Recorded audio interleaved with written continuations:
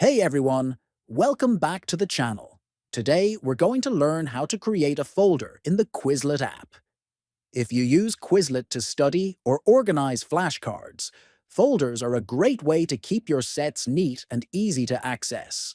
First, open the Quizlet app on your phone. Once you're in, click on the Create button located at the bottom. Then select the option for folder. You'll see a field where you can type the name of your new folder. Choose a clear and simple name that helps you recognize what's inside. After that, tap on the Save icon located at the top right of the screen.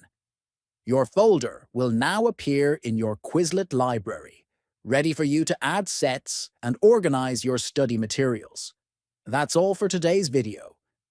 We learned how to create and save a folder in Quizlet to keep study sets well organized. Don't forget to subscribe to the channel, like the video, and share it with your friends. Thanks for watching, and see you next time.